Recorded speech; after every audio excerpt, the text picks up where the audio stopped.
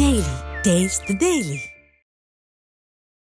Market உள்ள ஹீரோக்கு, stuff உள்ள ஹீரோக்கு, தன் மீது நம்பிக்கை கொண்ட ஹீரோக்கு, வேற இண்டஸ்ட்ரியில் மார்க்கெட் உள்ள ஹீரோக்கு இது ஒரு பிரச்சனையே கிடையாது. ஏன்னா அவரை எந்த படம் எடுத்தாலும் மக்கள் தியேட்டருக்கு வர போறாங்க. இவர் ரெட் கார்டு கொடுத்து வெயிட் பண்ணுவாங்க, படம் நடிக்காம ஹோல்ட் பண்ணுங்கன்னு இவர் பண்ண முடியாது. இவர் வேற இண்டஸ்ட்ரி போய் பர்ஃபார்ம் பண்ணிட்டு போயிருவார். ஸோ அதனால இவரை நீங்கள் லாக் பண்ணீங்கன்னா அது தமிழ் இண்டஸ்ட்ரிக்கு மிகப்பெரிய லாஸ் தான். இன்னும் விடாமுயற்சின்றதுக்கான அப்டேட் எதுவுமே இல்லையே, என்னதான் ஆச்சு, எப்போதான் வரப்போகுது? டிலே அப்படிங்கிறது ஆர்வத்தை குறைச்சிரும், எதிர்பார்ப்பை குறைச்சிரும். அந்த எக்ஸைட்மெண்ட் இருக்குல்ல, ஒரு 6 மாதம் 8 மாதம் அந்த போஸ்டர் ரிலீஸ் பண்ணாமா, அப்படி டக்குனு விட்டோமா, சிங்கிள் ட்ராக் விட்டோமா, ட்ரெய்லர் விட்டோமா, டக்குன்னு படத்தை ரிலீஸ் பண்ணோமா, அப்படி இருக்கும் ஆடியன்ஸுக்கு அந்த அனுபவம். ஆனால் இது ரொம்ப டிலே ஆயிடுச்சு. ஸோ அது செல்ஃப் எடுக்காம போக வாய்ப்புகள் இருக்கு. இந்தியன் 3 தான் வந்து கமல்ஹாசன் அவர்களுக்கு கடைசி படம் அப்படிங்கிற மாதிரியான ஒரு சில கிசுகிசுகள்லாம் வந்துச்சு. கமல் சாரை யூஸ் பண்ணுறதுக்கு இப்போ அருமையான இயக்குநர்கள்லாம் வந்துட்டாங்க. அவர் எவ்வளோ வேல்யூவான பர்சனுங்கிறது இப்போ தான் இயக்குநர்கள் உணர்ந்துகிட்டு இருக்காங்க. அவரோட மென்மைத்துணையை உணர்ந்த இயக்குநர்கள் இப்போ அவர் பயங்கரமாக யூஸ் பண்ண ஆரம்பிச்சிருக்காங்க. அப்படி இருக்கப்போ அவர் நிறுத்த மாட்டார், விட மாட்டாங்க, விடக்கூடாது.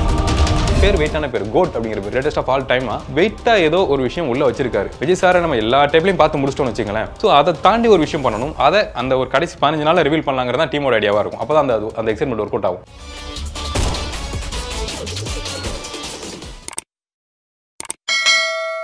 ஸோ இன்னைக்கு கூட வந்து பார்த்தீங்கன்னா யூடியூபர் அருணோதயம் ப்ரோ தான் வந்திருக்காரு. ஸோ அவர்கிட்ட நிறைய விஷயங்கள் பேசி தெரிஞ்சுக்க போகிறோம். வணக்கம் பிரதர். வணக்கம். எப்படி இருக்கீங்க? நல்லா இருக்கேன். ஸோ அதே மாதிரி இப்போ சமீபத்தில் வந்து பார்த்தீங்கன்னா ராயன் ரிலீஸ் ஆயிருக்கு. ராயன் ரிலீஸ் ஆகி நல்லாவே போயிட்டு இருக்கு. ஆனால் அந்த டைமில் பார்த்தீங்கன்னா தனுஷுக்கு ஒரு சிக்கல் வருது. ஏதோ ப்ரொடியூசர் சைடில் ரெட் கார்டு தர போகிறோம் அப்படி இப்படின்னு சொல்லிட்டு என்ன ஆச்சு, அது எதனால இப்போ அந்த ஒரு ப்ராப்ளம் போயிட்டு இருக்கு? அதாங்க, இப்போ கேஷ் கொடுக்குறாங்க, அதை வாங்கிட்டு கமிட் ஆகிறாங்க, டேட்ஸ் கொடுத்துட்றாங்க. அதுக்கு அடுத்தடுத்து ப்ரொடியூசர்ஸ் வர்றப்ப அவங்க வந்து அதிக கேஷ் கொடுத்து எனக்கு இந்த டேட்டில் பண்ணிடுங்க, அதோட அதிகமாக கூட நான் தரேன். அப்போ அதுதான் சிக்கல்னு சொல்கிறாங்க. ஸோ அப்போ எஸ், இந்த நடிகர்கள் பண்ணலாமா அப்படின்னா எல்லாருமே ரொம்ப பியூராக நேர்மையாக இருந்துட முடியாது. ஒரு பாயிண்ட்டில் ஓகே, இந்த ஸ்டோரி இந்த இந்த இந்த அளவுக்கு தான் ஒர்த்தாக இருக்குது, இவ்வளோ தான் கேஷ் கொடுத்துருக்காங்க. ஸோ அப்போ இந்த ஸ்டோரி தள்ளி எடுத்தால் கூட இந்த படம் ரிலீஸ் ஆகிறப்ப அது பெருசாக இம்பாக்ட் பண்ணாது, ஏன்னா இந்த டைமுக்கான படம் இது இல்லை அப்படிங்கிறப்ப இன்னொரு ப்ரொடியூசர் வெயிட் அமௌண்ட் கொடுத்து இது இந்த டைம் பீரியட் ட்ரெண்டிங்கான ஒரு படம், இதில் நீங்கள் பண்ணீங்க அப்படின்னா இது இத்தனை நாள் ரிலீஸ் பண்ணால் கரெக்டாக எக்ஸிக்யூட் ஆயிரும் அப்படிங்கிற மோடுக்கு வராருன்னா ஒரு ஆர்டிஸ்ட்டாக அவங்க அந்த சைடு தான் போக பார்ப்பாங்க. ஸோ அதை தான் குறையா சொல்கிறாங்க. ஆனால் இதில் இந்த பக்கம் வந்தோன்னா ஒரு ப்ரொடியூசர் தான் வந்து கேஷ் கொடுத்து அடுத்த படத்துக்கு புக் பண்ணுறாரு. ஸோ அப்போ அவர் அந்த டேட்ஸ் இன்னொரு ப்ரொடியூசரோட டேட் தான் அவர் எடுத்துக்கிறாருன்னு நான் பார்க்குறேன். ஸோ அப்போ அவங்க முதல்ல பேசி தெளிவாகிட்டு ஒரு ப்ரொடியூசர் டேட் வாங்கியிருக்காங்கன்னா அவர் அந்த ஹீரோ வச்சு அந்த படத்தை இருக்கட்டும், நம்ம முன்னாடி காசு கொடுத்துட்டாரு, அதில் போய் நம்ம மூக்க நுழைக்க வேணாம் அப்படிங்கிற முடிவுக்காக தான் இனிமேல் அந்த ஹீரோஸ் வச்சுலாம் படம் பண்ணிங்கன்னா நம்ம டிஸ்கஸ் பண்ணிட்டு போவோம்னு சொல்லியிருக்காங்க. ஸோ இனிமேல் அந்த பிரச்சனை வராதுன்னு நான் நம்புறேன். ஆனால் இப்போ இது கைண்ட் ஆஃப் பிரச்சனை தான். ஏன்னா இது வந்து நிறைய வந்து பேச ஆரம்பிச்சிட்டாங்க, நடிகர் சங்கத்தில் இருந்து சரி, இல்லை ப்ரொடியூசர்ஸ் இருந்து சரி. இதுக்கப்புறம் தனுஷ் அவர்கள் எந்த படம் நடிக்க போகிறா இருந்தாலும் எங்ககிட்ட பேசாமல் அனுமதி இல்லாமல் போய் நடிக்க முடியாது அப்படின்னு சொல்லி சொல்லிட்டாங்க. ஏன்னா இப்போ தான் ராயன் வந்து ஓரளவுக்கு ஒரு பாசிட்டிவாக இருக்கட்டும், ஒரு நெகட்டிவாக இருக்கட்டும், ரெண்டு மிக்ஸ்டு ரிவ்யூவாக போயிட்டு இருக்கு. ஸோ இந்த டைமில் திருப்பி இப்படி ஒரு பூம் ஆகுன்றப்போ அடுத்து வட சென்னை 2 இருக்கட்டும், புதுப்பேட்டை 2 இருக்கட்டும், ஸோ 2-3 படங்கள் வந்து கையில் வச்சிருக்கேன்றப்போ ஸோ இது அவருக்கு வந்து பாதிப்பு ஏற்படுத்தாதா? இப்போ மார்க்கெட் உள்ள ஹீரோக்கு, ஸ்டஃப் உள்ள ஹீரோக்கு, தன் மீது நம்பிக்கை கொண்ட ஹீரோக்கு, வேற இண்டஸ்ட்ரியில் மார்க்கெட் உள்ள ஹீரோக்கு இது ஒரு பிரச்சனையே கிடையாது. அவங்க எங்கெங்கேயோ ட்ராவல் ஆகிட்டு இருப்பாங்க. ஏன்னா ஹாலிவுட் வரையும் பெர்ஃபார்மன்ட்டாக வந்துட்டார் அப்படிங்கிறப்ப இங்கே அது பிரச்சனை ஆகாது.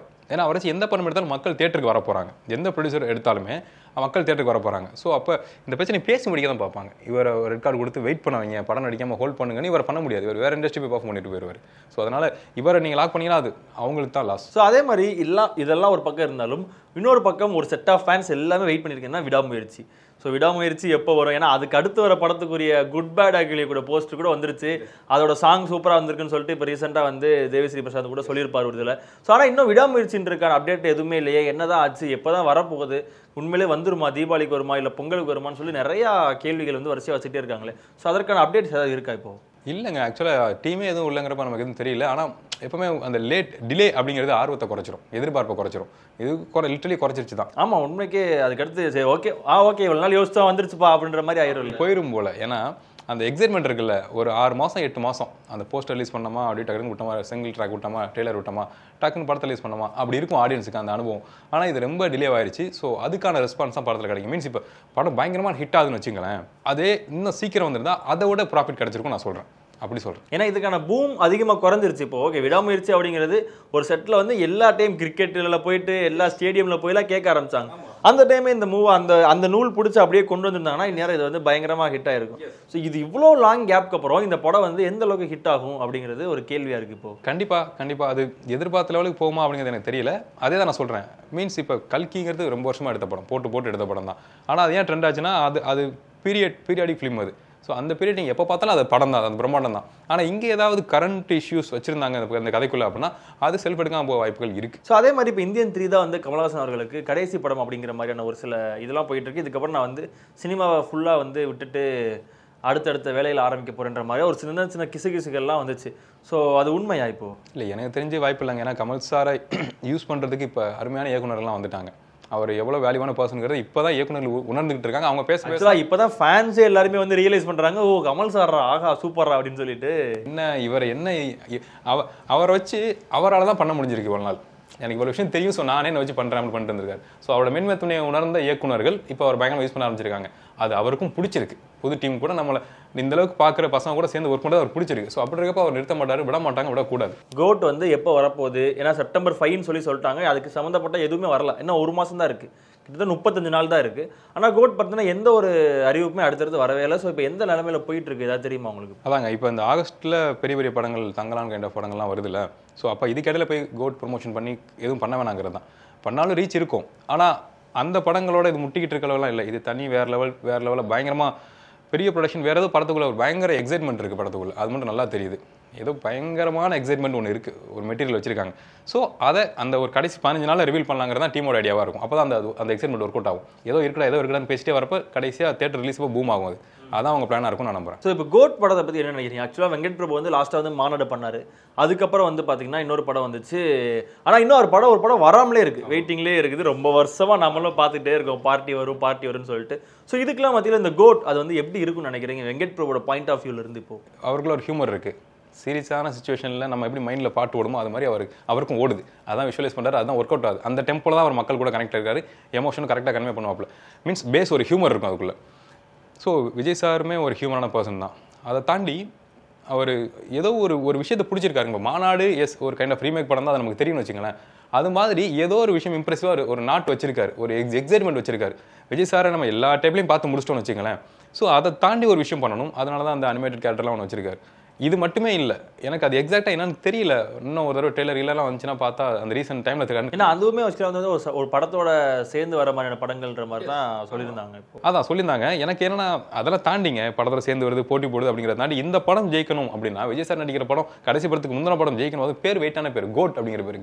கிரேட்டஸ்ட் ஆஃப் ஆல் டைமா வெயிட்டாக ஏதோ ஒரு விஷயம் உள்ளே வச்சிருக்காரு, ஒரு எக்ஸைட்மெண்ட் உள்ளே இருக்குது. அது என்னன்னு தெரிஞ்சுக்க தான் நான் வெயிட் பண்ணிட்டு இருக்கேன். அந்த நம்பிக்கையில் தான் அவர் விஜய் சார் வச்சு படம் டைரக்ட் பண்ணுறாரு. விஜயும் யுவன் சங்கர் ராஜாவும் சேர்றதுன்றது இன்னும் ஒரு பெரிய விஷயம். கடைசியாக வந்து பார்த்தீங்கன்னா புதிய கீதையில் 2 பேரும் சேர்ந்து ஒர்க் பண்ணது. அதுக்கப்புறம் எங்கேயுமே வந்து ஜாயினே ஆகலை. ஸோ திருப்பி வந்து இங்கே விஜய் அவர்களும் யுவன் சங்கர் ராஜாவும் சேர்றாங்க. ஸோ இது எப்படி இருக்குன்னு நினைக்கிறீங்க இந்த ஒரு காம்போ? புதிய கீதை ட்ராக்ஸ் ஃபுல்லாவே அண்ணா நகர் அந்த அண்ணாமலை தம்பி இங்கே ஆட வந்து ஆக்சுவலாக அந்த நல்லா இருக்கும். எல்லா ட்ராக்குமே அப்படி இருக்கும், வைபா இருக்கும். டைட்டில் ஆக்சுவலாக டைட்டில் அந்த ஒரு தீமே வந்து நம்ம சின்ன பிள்ளைல நம்ம எல்லாம் செஞ்சு பார்த்துருப்போம். இது எல்லாத்தையுமே வந்துட்டு அதே தான் அது பொருந்தி போனது இப்போ ஞாபகம் இருக்கு பாருங்க. ஸோ அப்போ அந்த விஷயம் பண்ணியிருக்காங்க அப்படின்னா எனக்கு தெரிஞ்சு என்னன்னா அப்போ அவங்கள்ட்ட ஒரிஜினாலிட்டி இருந்துச்சு, இதே நம்ம பண்ணுவோங்கிற ஃப்ரீடம் இருந்துச்சு. இப்போவும் அந்த ஃப்ரீடம் அவங்கள்ட்ட இருக்கும்னு நான் நம்புறேன். ஆனால் ஏன் அந்த இவ்வளோ கேப் இருக்குன்னு நினைக்கிறீங்க? அதுக்கு 1000 காரணங்கள் இருக்குங்க. பொருந்தாது, பட்ஜெட் பொருந்தாது, நேரங்கள் பொருந்தாது. அதுக்கு 1000 காரணங்கள் இருக்குது. நம்ம அவ்வளோ ஈஸியாக அதை சொல்லிடவே முடியாது. ஸோ இங்கே அவங்க திருப்பி சேர்றாங்க அப்படின்னா இங்கேயும் அதே ஃப்ரீடமோடு அவங்க ஒர்க் பண்ணுறாங்க, மென்டல் ஃப்ரீடம் ஒர்க் பண்ணுறாங்க அப்படின்னா, மென்டலி ஃப்ரீடம் ஒர்க் பண்ணுறாங்க அப்படின்னா அந்த அவுட் கிடைக்கும். இல்லை சமூகம் ஏதோ ஸ்ட்ரெஸ் இருக்குது, இந்த மாதிரிலாம் விஜய் சார் பாட்டு போட்டால் ட்ரெண்ட் ஆகுது. ஸோ இந்த மாதிரி ட்ரை பண்ணி யாராவது இன்புட் கொடுத்தாங்கன்னா அது ஒர்க் அவுட் ஆகாது. ஸோ யுவன் சாரை ஃப்ரீயாக விட்டு ஒர்க் பண்ண விட்டிங்கன்னா அவர் மிரட்டி விடுவார். அந்த நம்பிக்கை தான் எனக்கு. ஓகே ப்ரோ, நன்றி ப்ரோ, தேங்க்யூ சார். நன்றி.